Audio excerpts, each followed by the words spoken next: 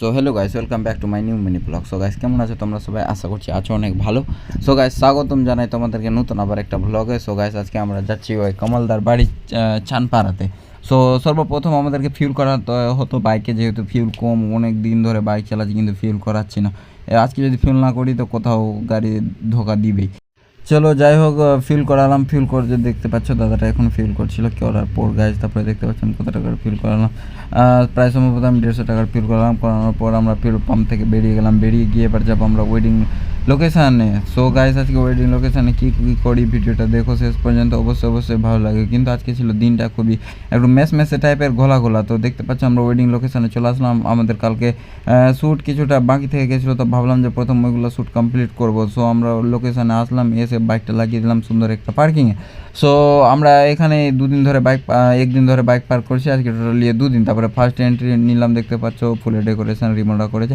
And ভিতরে এসে সব মালটাল সব কিছু খোলাখুলি করতে ডাকলাম। জুয়েল দেখছো কী করছে, সবে চার্জে যেগুলো চার্জ ছিল না ওগুলো সব চার্জে দিচ্ছিলো। তারপরে গাইছে আমাদের কাজ শুরু হয়ে গেলো। দেখতে পাচ্ছ প্রথমে কোন বিধি ছিল যেন একটা হাত ফুটো করতো, অমনি একটা কিছু বিধি ছিল, সেটা বিধিটা কমপ্লিট হলো। কমপ্লিট হওয়ার পর দেখতে পাচ্ছ জুয়েল ফটোশ্যুট করছিল, ফটোশ্যুট খুব একটা ভালোই হচ্ছিলো। তারপরে গাইস আমরা চলে আসলাম বাইরে, বললাম যে আউটডোরে নিয়ে যেতে হতো, যেহেতু আমাদের কালকে আমি আউটডোর কভার করেছিলাম না। সো আমি জুয়েল অ্যান্ড রাজ ছিলাম। সো আমাদের দুলে রাজা যে আছে একটু পিছনে আছে। তারপরে কিছুক্ষণ পর সেও আসলো, আসার পর আমরা 3 জন বেরিয়ে গেলাম আউটডোরের লোকেশানে যাওয়ার জন্য। কিছুক্ষণ পর গাইস আমরা চলে আসলাম লোকেশানটা ছিল খুবই সুন্দর। দেখতে পাচ্ছ ধানের জমি, ফটো জাস্ট ওয়াও লেভেলের আসছিল।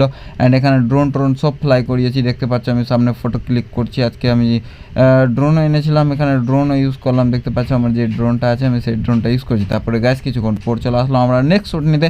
আমাদের নেক্সট শ্যুট ছিল ড্রেস শ্যুট, কিছুটা ড্রেসের শ্যুট ছিল। এখানে গাইস সিনেমেটিক কাজ ছিল না, তো আমি হালকা পাতলা করে সিনেমেটিক কাজ টেনেছি, যেহেতু কমলদার ব্যবহারটাও ভালো ছিল। অ্যান্ড চানপাড়ায় ভালো কাজ করতে হতো, তাই বলে আমি কাজটা একটু ভালো বের করার চেষ্টা করেছি।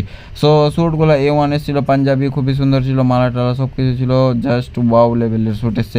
তোমাদেরকে যারা ইন্টারেস্টেড আছো দেখতে, তাদেরকে অবশ্যই আমাকে কমেন্ট করো, আমি তোমাদেরকে অবশ্যই শেয়ার করবো।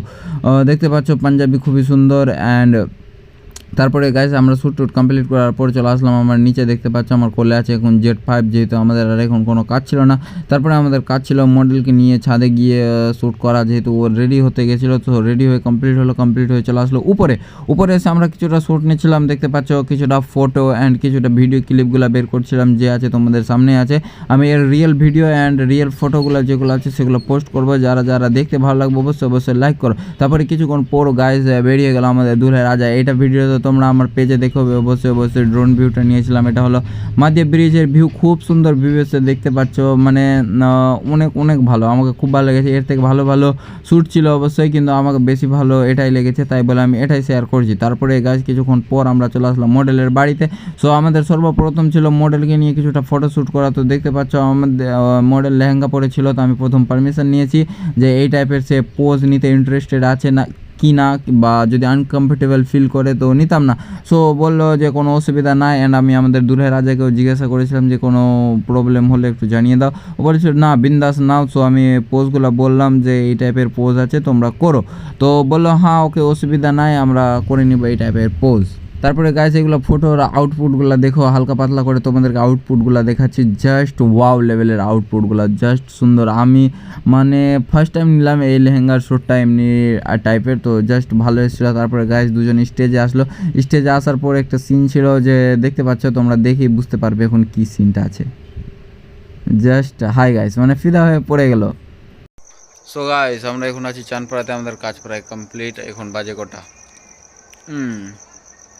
গাইস টাইম দেখতে পাচ্ছ এখন 3:15 প্রায় বেজে গেল। সো আমাদের কাজ এখন শেষ হলো। এখানে সিনেমেটিক কাজ ছিল না, তবু হালকা পাতলা সিনেমেটিক করলাম। And night complete, night shoot কিছুটা ফটোশ্যুট করলাম। সো আজকে আমার সঙ্গে এসেছিল রাজ অ্যান্ড কেতা বলে ছোটো লাল জুয়েল। সো জুয়েল, আজকে কাজ করতে কীভাবে লাগলো ব্রো? আজকে কাজ করতে ভালোই লাগলো। আর তুমি আমার অডিয়েন্সকে যে ব্লগিং অনেকটা শ্যুট মিসিং করছো, এর জন্য কি বলবে?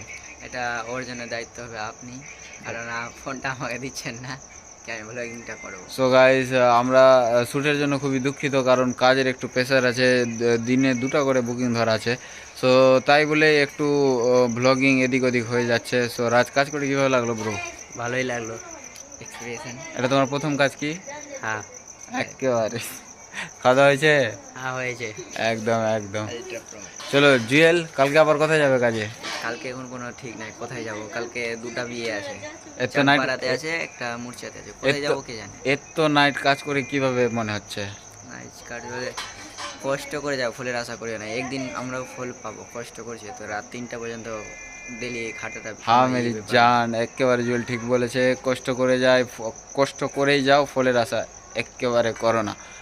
সো গাইস, তোমাদের সঙ্গে সব কিছু শেয়ার করলাম, যতটুকু শেয়ার করলাম অনেক কি শেয়ার করেছি। অ্যান্ড যদি কোনো শ্যুট মিসিং থাকে তার জন্য প্রথমত সরি, কারণ কাজের একটু চাপের জন্য আমরা অনেক শ্যুটগুলো মিস করে দিয়েছি। সো গাইস, যদি ভিডিওটা ভালো লাগে অবশ্যই অবশ্যই লাইক করো, কমেন্ট করো, শেয়ার করো, ফলো করো অ্যান্ড সাবস্ক্রাইব করো। দেখা হবে নেক্সট মিনি ব্লগে। আজকের জন্য এতটুকুটাই, টাটা বাই।